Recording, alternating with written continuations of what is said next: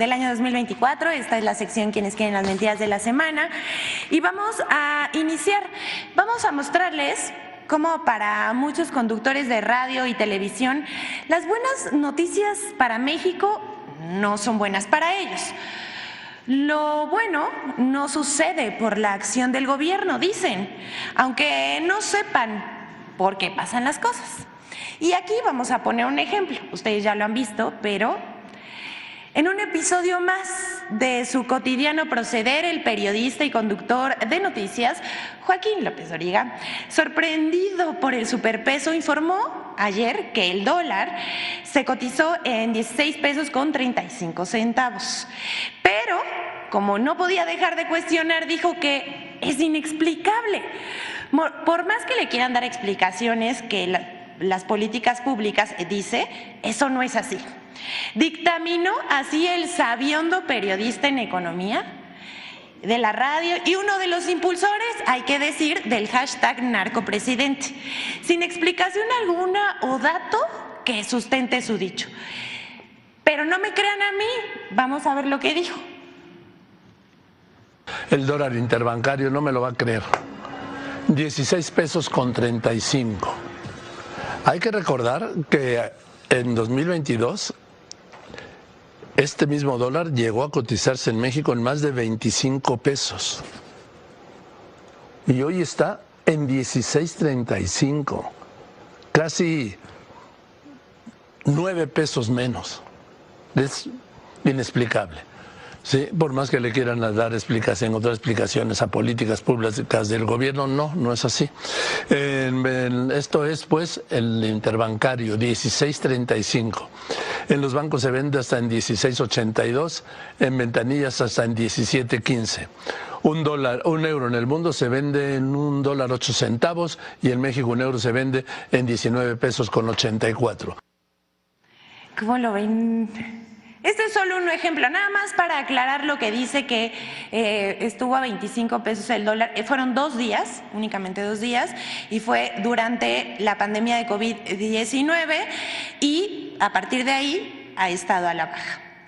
Esto es solamente un ejemplo de cómo funcionan los comentarios editoriales de las noticias en radio y televisión privadas, donde los conductores hacen la crítica al gobierno con cualquier pretexto. Ya solo falta que culpen al presidente por el calentamiento global. El caso del superpeso, en el caso del superpeso, los conductores de radio y televisión afirman que se debe a factores externos de la economía internacional y en ningún caso intervienen las políticas implementadas por el presidente Andrés Manuel López Obrador. No nada más lo dice Joaquín López Dóriga, seguramente lo hemos escuchado mucho en radio y televisión. Pero ¿qué pasará si el peso se devaluara? Ahí seguramente sí sería culpa del presidente y sus políticas. ¿No les parece absurdo? Esto no deja de sorprender porque es crítica sin argumentos ni datos, acompañado de mentiras y peor aún, hablar y sentenciar sin conocer del tema. Por eso, este es un excelente momento para recordar al intelectual líder de la opinión de la derecha mexicana, cuando tuiteó que compráramos dólares, por aquello de la devaluación que provocaría el presidente López Obrador. Aquí lo estamos viendo a gran intelectual de la derecha mexicana, líder. Otro momento épico fue cuando el comunicador Pedro Ferriz de Con publicó que después de un sesudo análisis con Gustavo de Hoyos, Luis Pasos y Macario Esquetino, había llegado a la brillante conclusión de que el peso estaría a 25 pesos para 2023. Aquí está. Se equivocaron por mucho, pero ¿saben? Que a este tipo de personajes les gusta meter miedo a la gente. ¿O qué tal el señor Leo Zuckerman, quien es un cliente frecuente de la sección Quienes quieren las mentiras? Y no es por decir la verdad, es porque miente como respira. Cuando dijo que si ganaba el presidente López Obrador en 2018, el dólar llegaría en el mejor escenario a los 27 pesos.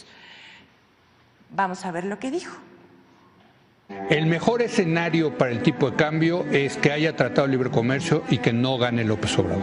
Porque creo que los mercados les gustaría más la continuidad de la política económica que hemos tenido desde el año 82 a la fecha, a un posible rompimiento con ese modelo, ¿no? O sea, ya no hay tanto margen para ir para abajo, pero sí hay mucho margen para que de una devaluación, pues yo te diría casi abrupta del peso.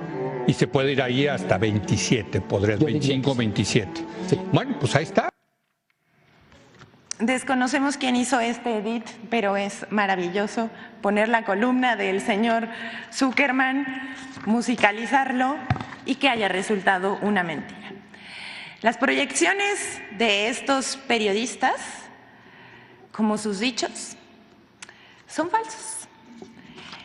Y bueno, vamos con la siguiente, porque este es un tema muy serio que causa mucha indignación. Pues por la falta de objetividad, pero también por la falta de sentido patriótico. La oposición mostró su verdadero rostro al justificar y aplaudir la irrupción de la policía en la Embajada de México en Ecuador.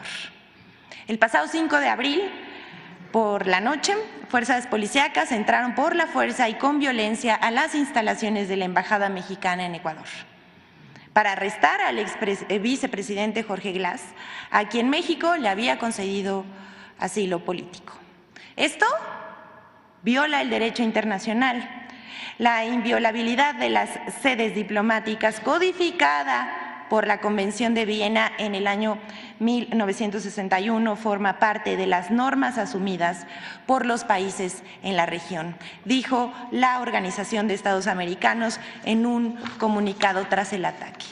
La condena internacional frente a este hecho sumamente vergonzoso abarcó 20 países de América, 9 países de Europa, la misma Unión Europea y la Organización de las Naciones Unidas, entre otros 6 organismos internacionales. Las muestras de solidaridad con México no se dejaron esperar. Se han pronunciado varios presidentes de América. Acabamos de ver la llamada del presidente Andrés Manuel López Obrador con Lula da Silva, pero también Gustavo Petro y Luis Arce. Sin embargo, la oposición y la derecha mexicana mostraron su verdadero rostro represor al avalar y aplaudir al gobierno de Ecuador. Antipatriotas y neofascistas, así se les dice, antipatriotas y neofascistas. Pero antes nos gustaría, antes de mostrarles quiénes fueron estos personajes, nos gustaría mostrarles un video de cómo Ciro Gómez Leiva y su compañero Manuel Peregrino se mofan y dudan de la preocupación del presidente, que advirtió en este espacio, en la conferencia de prensa matutina, la posibilidad del allanamiento por parte del gobierno de Ecuador a la Embajada Mexicana, donde dejó claro que el tema era de la soberanía nacional y el derecho al asilo. Vamos a ver qué dijeron. Así se burlaba Ciro Gómez Leiva de la preocupación de López Obrador en la mañana. El presidente López Obrador, que le pidió a la secretaria de Relaciones Exteriores, la canciller Alicia Bárcena, que emita un comunicado advirtiéndole a las organizaciones internacionales y recordando el derecho de asilo y la soberanía de las embajadas para que el gobierno de Ecuador no intente allanar la Embajada de México en Ecuador. Esto, pues, por lo que ya decía del vicepresidente del gobierno de Rafael Correa, que está asilado en la Embajada Mexicana. ¿Cuándo han intentado los ecuatorianos allanar la embajada? No, jamás en la vida. Pues precisamente por eso la vida diplomática se rige entre los países así, ¿no? Además, si no me acuerdo, en tiempos de Marcelo Ebrard ya también sacamos a alguien, creo que de Bolivia, ¿no? Lo sacamos porque lo estaban a punto de matar, ¿te acuerdas? Lo sacamos y lo sacamos para México. Morales. Sí, la familia de Evo Morales y lo sacamos para acá, ¿no? Bueno, eso es distinto. O Perú, ¿no? De los dos países, ya lo hicimos, Ciro. ¿Por qué? Porque eso es lo que se vale justamente, esa habilidad y el intercambio de los respetos a partir de los convenios de relaciones exteriores. Pero avísenle al mundo, no vaya a ser que se nos metan a la embajada, Ciro. Raro. Bueno, ni tan raro. ¿Cómo los ven? De los apoyadores o justificadores en México de la agresión policíaca a la embajada destaca la senadora Indira Kebnis, No nos sorprende nada. La sobrina de Felipe Calderón, Mariana Gómez del Campo, América Rangel, Javier Lozano, Jorge Triana, Marco Cortés y la candidata de la oposición, Gabriel Cuadri, la senadora Lili Telles, que fue lamentable lo que hizo ayer, no vamos a mencionarlo, pero qué vergüenza. ¿Saben estos mensajes qué tienen en común? Parece que los escribió la misma persona, se los mandó en machote y entonces todos publicaron parafraseando una idea original. ¿No les parece como similar a lo que hacen con los bots? A esa postura se sumaron periodistas también como Pablo Giriart, Pascal Beltrán del Río y Joaquín López Dóriga. También Sergio Sarmiento, Víctor Trujillo, Paco Calderón y Dolia Esteves. Arturo Sagurucán, por supuesto, y hasta una ex embajadora. También el empresario Ricardo Salinas Pliego. Todos al unísono responsabilizaron al presidente del conflicto, pero las cosas caen por su propio peso y ante la afrenta al derecho internacional y la violación a la soberanía de México que protege a la embajada, han callado de manera cómplice con los perpetradores de esta violación a la Convención de Viena y a los derechos humanos. Que el pueblo los juzgue. Hasta aquí el quienes quieren las mentiras, pero vamos a presentar un pequeño botón de muestra en ya el quienes quieren los bots de cómo se genera la guerra sucia contra la familia del presidente con ataques y mentiras. Esto es una muestra de, digamos, una primera parte de lo que presentaremos posteriormente, de cómo no solamente lanzaron el hashtag narcopresidente, sino que hay una red que cobija con este tipo de ataques. Y vamos a iniciar con Facebook, Meta. En una revisión se encontraron 214 anuncios entre el 30 de enero y lo que va de abril, donde se ataca a los hijos del presidente con falsedades y mentiras. Casi la mitad de las páginas de Guerra Sucia, unas 100 aproximadamente, promocionan como publicidad pagada contenidos contra el presidente, las obras de su gobierno y contra su familia. Se trata de un gasto de más de $500,000 de pesos. Aquí lo podemos ver, si le hacen zoom solamente a un anuncio, solamente para que vean, se pagan 25,000 pesos por anuncio. Esto equivale a que esperan un alcance más o menos de 1,000,000 de impresiones, de 1,000,000 de visitas a este tipo de anuncios. A esto hay que sumar los gastos de producción de los contenidos, incluidos los salarios de los periodistas como Loret, que ya sabemos que si ganara más o menos 2 millones de pesos mensuales, más los costos de operación y difusión, en 3 meses más o menos se han gastado 10 millones de pesos. En el caso de los contenidos pagados, se comprobó que el 65.3% del dinero gastado en la guerra sucia contra la familia del presidente provienen de Carlos Loret de Mola y sus latinos. Cada publicación en Facebook se publicita, tendría que pagamos, como lo acabamos de decir, más o menos llegar a 1,000,000 de personas, imagínense. Asimismo, en el caso de la red social X, que vamos a ver, el conductor de noticias también encabeza la guerra sucia, estoy hablando de Carlos Loret de Mola, ha emprendido no solamente esta campaña en contra de la familia del presidente y sus obras, también la ha desarrollado la narrativa en contra de los hijos del presidente. De enero a la fecha hay más de 600,000 menciones de sus cuentas relacionadas con información de la familia del presidente. La mayor parte de esa conversación es impulsada por él mismo, por la cuenta de Carlos Loret de Mola. Y como pues dice su programa, así las cosas. Que ahí quede, nada más para que observemos este otro botón de muestra de cómo se está pagando una guerra sucia sin precedentes en contra del presidente de México.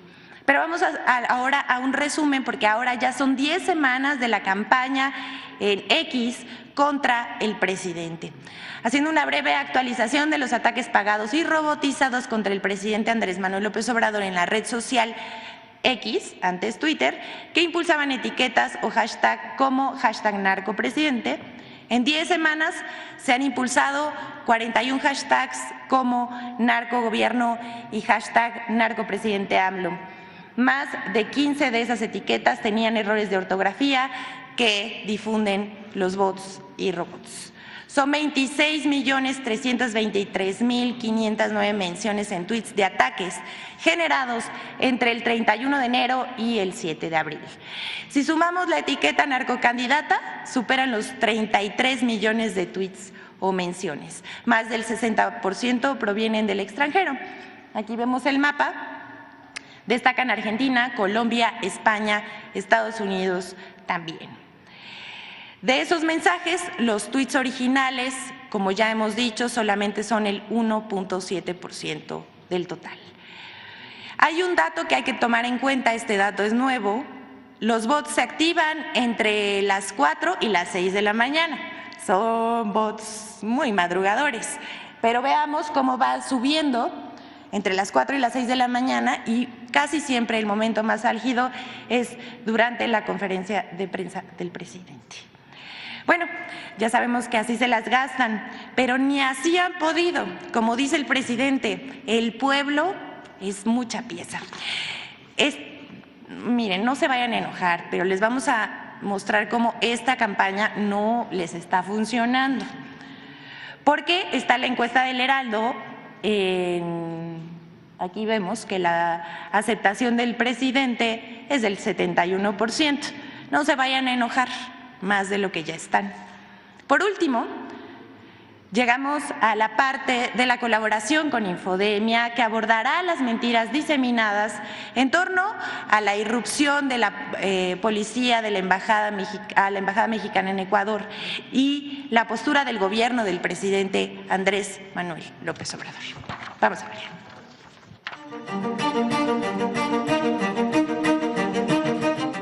El ataque a la embajada mexicana en Ecuador vino acompañada de una serie de noticias falsas. 1. Falso que México no podía otorgar asilo político al ex vicepresidente Jorge Glass. Comentaristas justificaron el ataque a la embajada mexicana en Ecuador diciendo que México protege a delincuentes al darle asilo político a Jorge Glass. El viernes 5 de abril, la canciller mexicana Alicia Bárcena aseguró que en congruencia plena con las convenciones internacionales, México otorgaba asilo a Jorge Glass y confió en que el gobierno de Ecuador disponga del salvoconducto cuanto antes. Además, el 7 de abril, la canciller mexicana declaró que el gobierno de Brasil había informado que la acusación por presunta corrupción en el caso Odebrecht contra Glass no estaba vigente. Tuvimos noticias de que el Tribunal Federal de Brasil había ya eximido a Jorge Glass de las acusaciones de Odebrecht, así es de que esa acusación no estaba vigente. 2. Falso mensaje del presidente López Obrador tras invasión a la Embajada de México en Ecuador. El 6 de abril, usuarios de redes sociales publicaron un video del presidente López Obrador asegurando que se refería al ingreso de la policía ecuatoriana a la Embajada de México en ese país. Sin embargo, el video original corresponde al 10 de enero de 2024, cuando el mandatario mexicano se refirió a la irrupción de un comando armado en el canal TC Televisión de Ecuador. 3.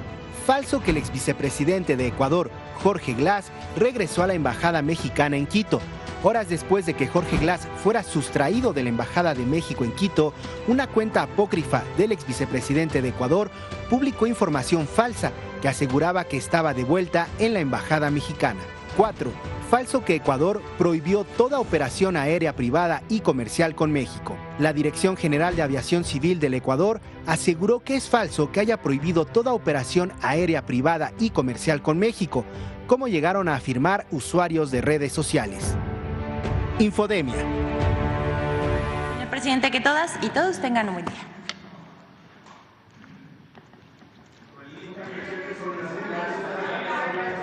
Nada más, ¿por qué no?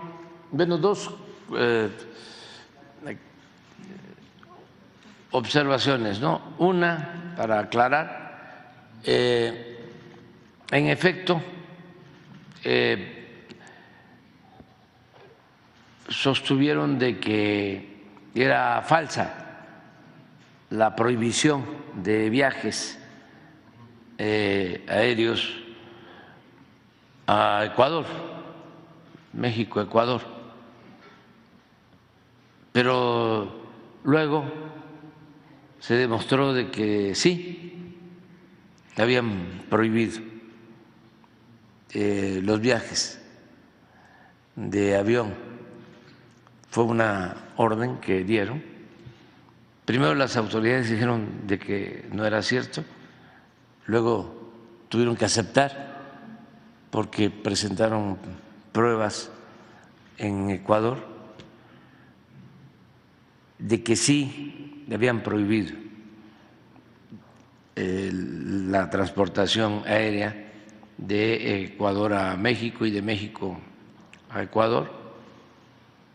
Eso nada más aclararlo, incluso que iban a amonestar a los que habían dado esa instrucción.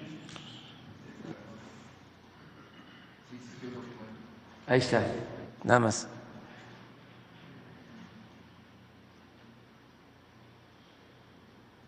Bueno, y luego algo que sí considero importante son los testimonios de nuestros diplomáticos en Ecuador sobre lo sucedido. Y es al mismo tiempo la oportunidad de rendirles un homenaje por lo que hicieron, porque dejaron en alto el nombre de nuestro país, de nuestra soberanía, la dignidad de los pueblos y la defensa del derecho de asilo y del derecho internacional. Entonces, no sé si tengan por ahí los testimonios.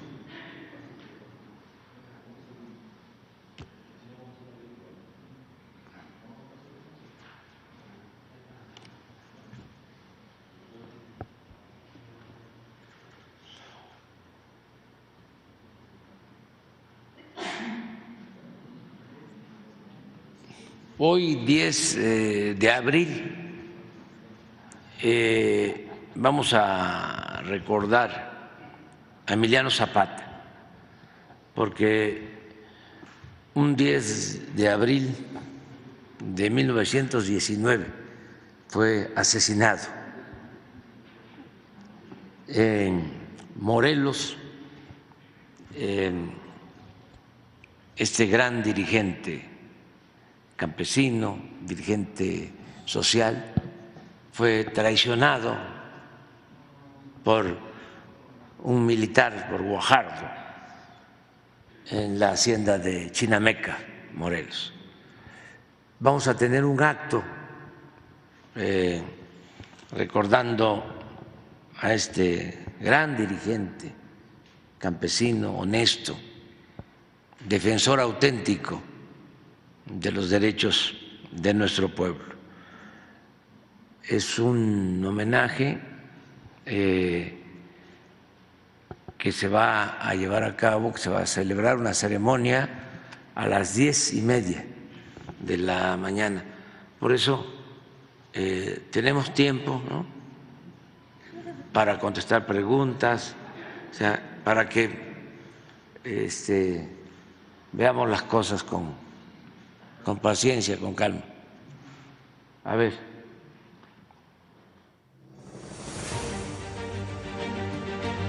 Yo lo que pienso es que estaban esperando que yo saliera para proceder, o que saliéramos todos. Escuché un ruido muy fuerte